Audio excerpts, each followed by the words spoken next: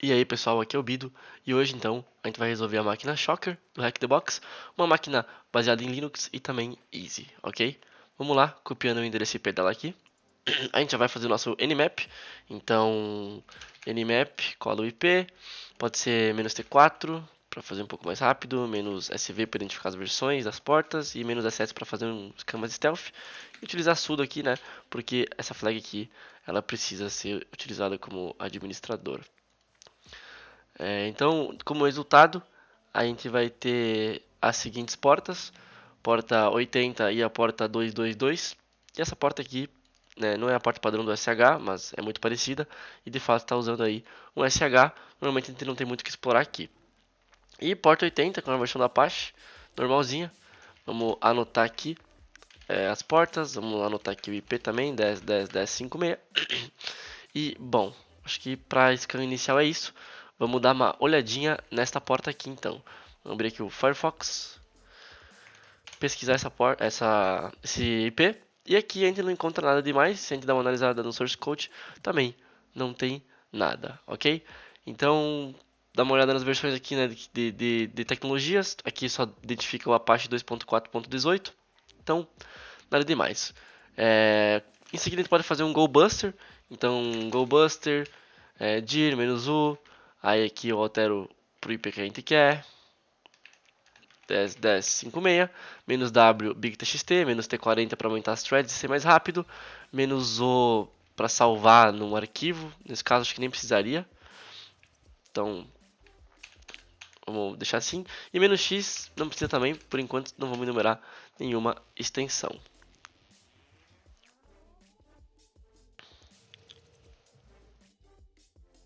Bom, durante a enumeração ele encontrou esse diretório aqui, CGI-bin, e normalmente a gente acaba ignorando ele por não ter acesso ao recurso, justamente porque quando a gente acessa ele, a gente recebe um 403 por padrão. Como eu já resolvi o CTF, eu sei que nenhum resultado mais vai aparecer aqui, então eu já vou prosseguir para a próxima etapa. Como nenhum diretório foi encontrado, independente de enumerar com outras extensões também, o único que a gente vai encontrar na situação é justamente o CGI-bin, tá? E aí a gente pode fazer uma enumeração recursiva, que seria enumerar dentro dele. Então vamos notar que a gente encontrou esse diretório aqui e vamos enumerar dentro do CGI-bin para ver se a gente consegue acessar alguma coisa dentro dele. Porque assim, a gente não tem acesso a esse diretório, a gente recebe um forbidden. Mas nada impede de que a gente tenha acesso aos arquivos dentro desse diretório. Às vezes a gente não consegue acessar o diretório em si, mas dependendo das permissões dos arquivos dentro do diretório, a gente acaba conseguindo acessar esses arquivos, certo? Então vamos enumerar dentro dele. E a questão é que se a gente pesquisar um pouco, esse CGI-bin, ele é um diretório que, por padrão, né, ele tem dentro deles alguns scripts que podem ser chamados pela aplicação, né, pela aplicação web. E script normalmente esses ou é .sh, justamente por ser um script de shell, ou .pl, tá? Que é, se não me engano, a extensão do Perl, que é uma linguagem de programação comum para se fazer e se escrever esses scripts. E também tem alguns arquivos chamados .cgi que podem estar aqui dentro. Então, essas extensões seriam bacanas da gente acabar enumerando dentro desse diretório. Então, vamos especificar aqui elas, a sh, a CGI e PL. E vamos ver se ainda acaba descobrindo alguma coisa interessante. Acabei de perceber uma coisinha, que eu não coloquei o diretório aqui, tá?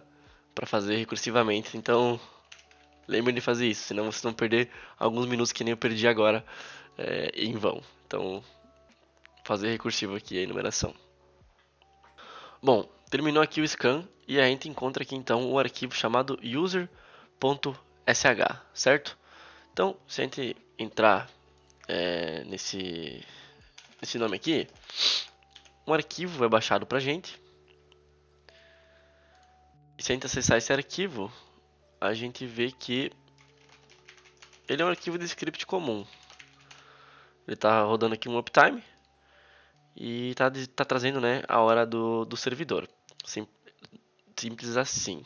Ou é o tempo que aquela máquina está ativa, alguma coisa assim. Acho que é a hora do servidor, vamos ver aqui.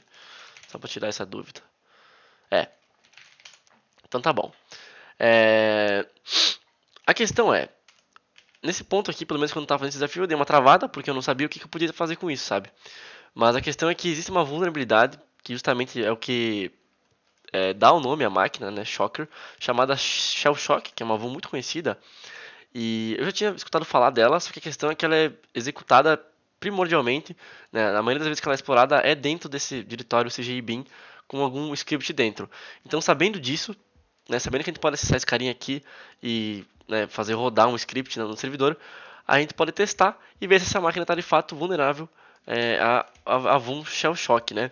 Essa Shell Shock não é o jogo que eu abri aqui, é Shell Shock Exploit.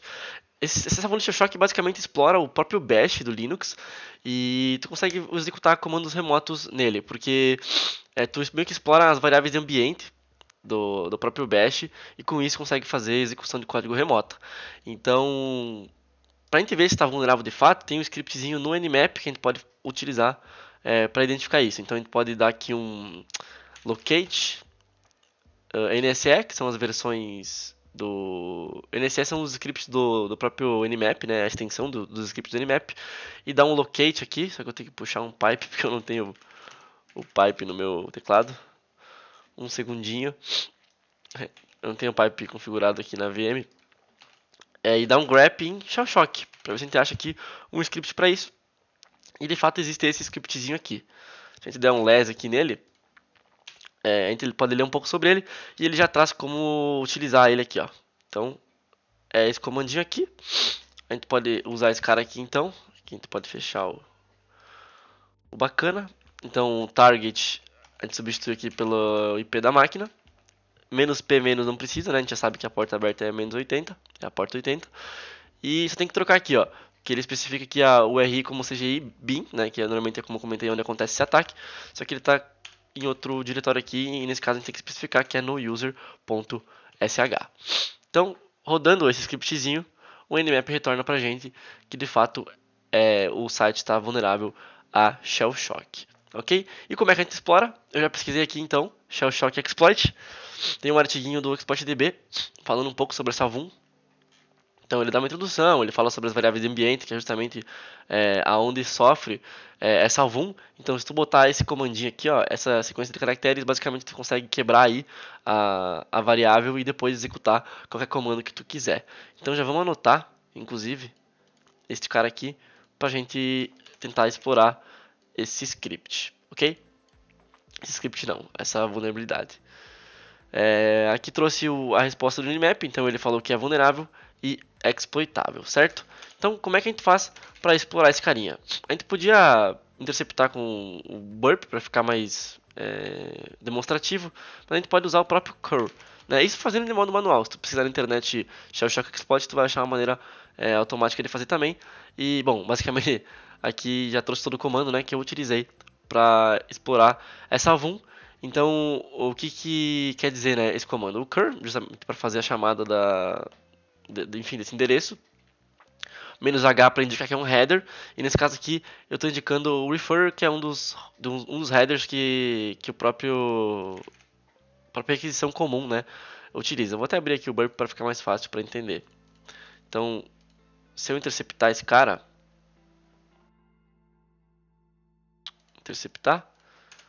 eu já vejo que na real ele não utiliza o refer, tá vendo a resposta. Mas ele utiliza também o user agent, mas qualquer header tu pode utilizar cookies, tu pode utilizar o refer, tu pode utilizar o user agent para explorar essa VUM, tá? Inclusive isso está aqui no próprio demonstração do exploit, ó, ele acaba utilizando aqui o user agent. Inclusive vou até tentar utilizar agora de primeira mão para ver se funciona também. Então, user agent, aí aquele trechinho, né, de código para quebrar a variável do ambiente. E após isso, bota qualquer comando que tu quiser. Nesse caso aqui eu já estou indicando uma shell reversa. Opa, deixa eu desligar o intercept. Mas vamos testar, sei lá, qualquer outro comando antes. Vamos testar o comando... Eu tenho que botar "-c", né, para indicar que porque eu estou chamando aqui pelo próprio bash. ls. E aqui ele deu um erro por algum motivo. Eu acho que tem um ponto e vírgula a mais aqui, ó. Não? Beleza, provavelmente porque não tem nenhum arquivo dentro. Não tenho certeza. Vamos tentar utilizar o /bin/bash "-c". echo também. Oi. Utilizado assim. Bom, não tá retornando nada pra gente. Na real, que estranho, porque ele não tá funcionando.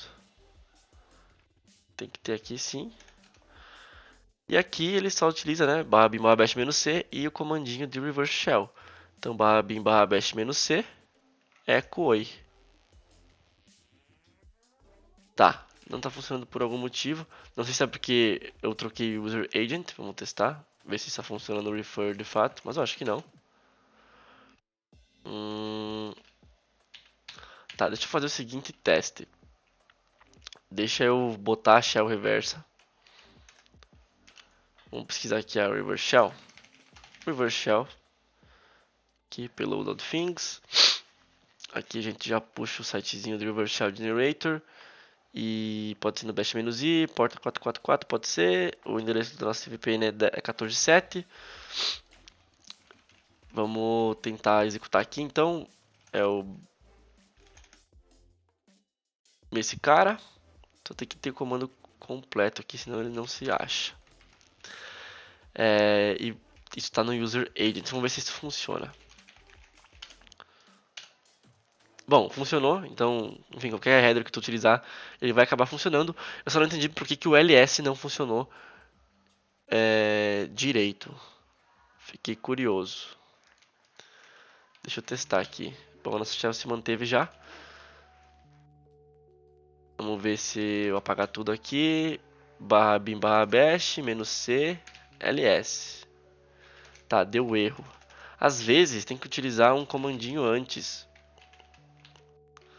Aqui, ó, às vezes tem que utilizar um echo perdido aqui, ó, e funciona. Não, mas ainda não funcionou. Talvez assim, com espaço, não.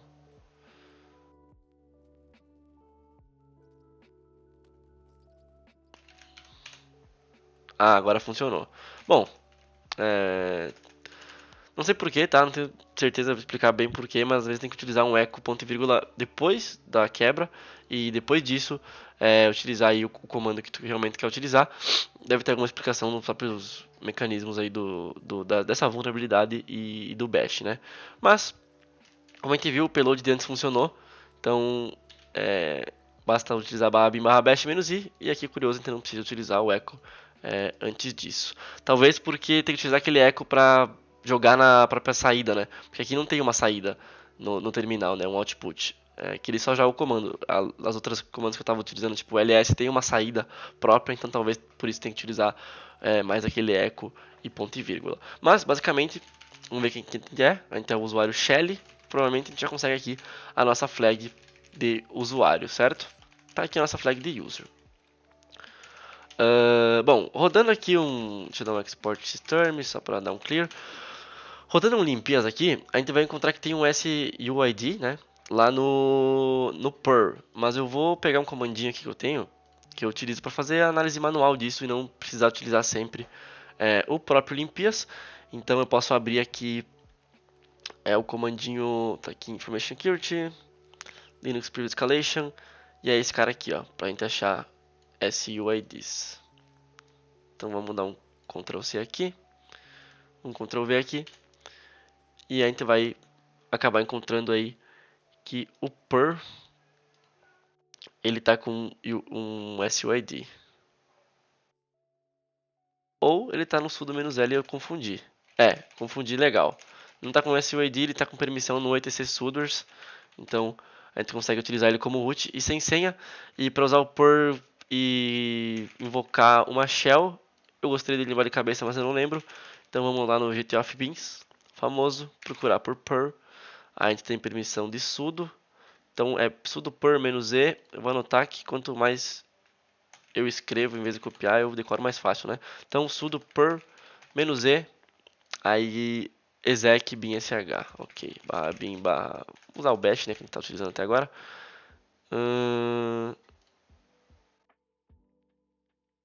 Tá, entendi, é assim então, opa, exec barra bin barra bash, fecha aqui e assim, né? Ou assim.